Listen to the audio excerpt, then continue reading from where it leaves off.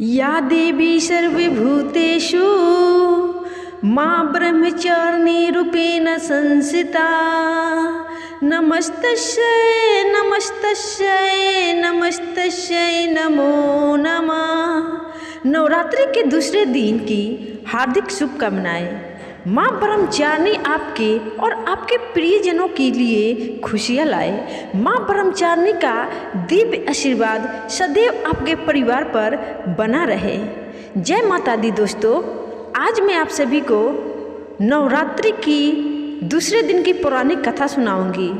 आज माँ दुर्गा के दूसरे स्वरूप माँ ब्रह्मचारिणी की पूजा की जा रही है, क्योंकि आज शारदीय नवरात्रि का दूसरा दिन है। इसलिए दोस्तों, आज मैं आपको इस वीडियो में ब्रह्मचारिणी माता के पौराणिक कथा और माँ का प्रिय भोग के बारे में जानकारी दूंगी, क्योंकि शारदीय नवरात्रि के दूसरे दिन माँ ब्रह्मचारिणी की पूजा अर्चना विधि विधान से की जाती है। ऐसी मान्यता है कि जो जातक माँ ब्रह्मचारिणी की पूजा विधि विधान से करते हैं और उनकी कथा ध्यान पूर्वक सुनते हैं, माँ उनकी सारी मनोकामनाएं पूर्ण करती है। ब्रह्मचारिणी का अर्थ है दोस्तों तप। तप की चारिणी यानी कि तप का आचरण करने वाली देवी का यह रूप पूर्ण ज्योतिमय और अत्यंत भव्य है। इस देवी के दाएं हाथ में जप की माला है और बाएं हाथ में यह कमंडल धारण किए हैं।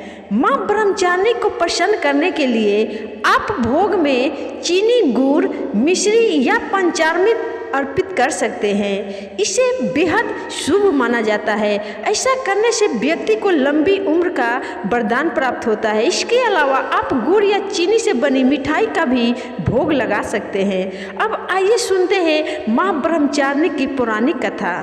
पौराणिक कथा के अनुसार पूर्व जन्म में इस देवी ने हिमालय के घर पुत्री के रूप में जन्म लिया था और नारद जी के उपदेश से भगवान शंकर को पति रूप में प्राप्त करने के लिए घोर तपस्या की थी। इस कठिन तपस्या के कारण इन्हें तपचारिणी अर्थात ब्रह्मचारिणी के नाम से अभिहित किया गया है। 1000 वर्ष तक इन्होंने केवल फल फूल खाकर बिताए हैं और 100 वर्षों तक केवल जमीन पर रहकर शाक पर निर्वाह किया है। कुछ दिनों तक कठिन उपवास रखे और खुले आकाश के नीचे वर्षा और धूप के घोर कष्ट सहे। 3000 वर्षों तक टूटे हुए बिलपत्र खाए और भगवान शंकर की आराधना करती रही। इसके बाद तो उन्होंने सूखे बिलपत्र खाना भी छोड़ दिए। कई हजार वर्षों तक निर्जल और निराहार रहकर तपस्या करती रही। पत्तों को खाना छोड़ देने के कारण ही इनका नाम अपर्णा नाम पड़ा। कठिन तपस्या के कारण देवी का शरीर एकदम क्षीण हो गया। देवता, ऋषि, सिद्धगण, मुनि सभी ने ब्रह्मचारिणी की तपस्या को अभूतपूर्व पुनः कृत बताया, सराहना की और कहा कि हे देवी, आज तक किसी ने इस तरह की कठोर तपस्या नहीं की है। यह तुम्ही से ही संभव थी। तुम्हारी मनोकामना परिपूर्ण होगी और भगवान चंद्रमौली शिव जी तुम्हें पति के रूप में जरूर प्राप्त होंगे।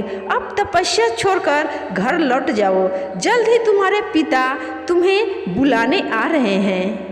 और फिर उनके पिता आए और उनके साथ में माता ब्रह्मचारिणी जी अपनी तपस्या पूर्ण करके चली गई। माँ ब्रह्मचारिणी की इस कथा का सार यह है दोस्तों कि व्यक्ति को कभी भी विपरीत परिस्थितियों में भी घबराना नहीं चाहिए, बल्कि उसका डटकर सामना करना चाहिए। माँ ब्रह्मचारिणी की कृपा से सभी भक्तों को सभी कार्यों में सिद्धियाँ प्राप्त होती है।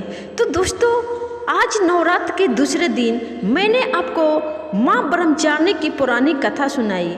आप अगर इस कथा को पूरे अंत तक सुन लिए हैं तो अपने दोस्तों में ज़रूर शेयर करिएगा, क्योंकि आज नवरात्र का दूसरा दिन है और इस दिन माँ के दूसरे स्वरूप की कथा जरूर सुननी चाहिए। और कमेंट में आप लोग जय माता दी जरूर लिखिएगा।